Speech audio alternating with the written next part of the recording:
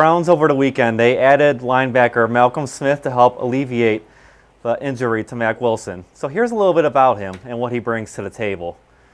He's 31 years old, has played in 8 NFL seasons, so he brings a veteran presence that the Browns linebackers lacked up to this point. Has 52 career starts. Second most on the roster is B.J. Goodson with only 29. Although he only played 4 games last season with the Cowboys and the Jaguars.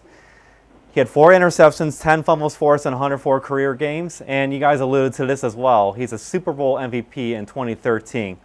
So Les, Terry, want to get your opinion on what kind of role you envision Malcolm Smith in this season. Terry, the good thing that we found out here is that if we do go to northern Michigan, I can leave and Brian can fill in for me. Well, Brian laid it all out there. You know what kind of role?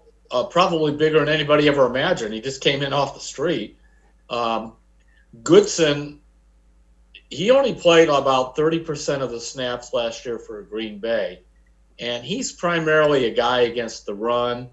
I think here's the killer about the Delpit thing is they were going to play 2 linebackers and 3 safeties a lot, with Delpit being the third safety playing quite a bit. Can't do that now. He's out. Yeah, and Wilson's out. Now, I was told Sion Taki's played fairly well, which is good news. Remember last year we heard a lot about him and then nothing on the regular season. Right. And then the other guy, is this Jacob Phillips that they drafted in the 3rd round from LSU. I just think, he's just the Smith. He's a role player. I mean, there's a reason he's been with 4 teams in 3 years. All right. That being said, that position has been open for a while, or it could have been open for a while.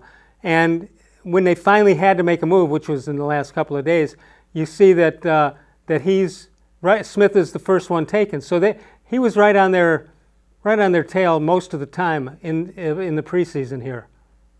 I agree. You would think. They usually do, and these guys are pretty organized. The Browns front office with Andrew Berry. I mean, they have an idea who they want if somebody else goes down. So. And clearly they liked him better than they want Clay Matthews the third. They look at young Clay, or who's not so young anymore. They look at him almost more like a pass rushing defensive end than a linebacker.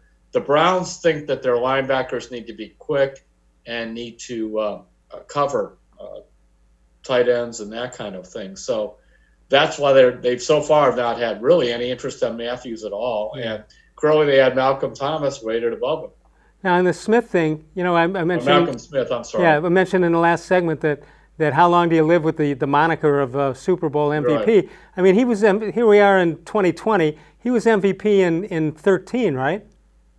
Yeah, so he did have a good season in 2016, and then he was hurt in 17. And since then, it's been a battle for him trying just to get back to being close to a regular.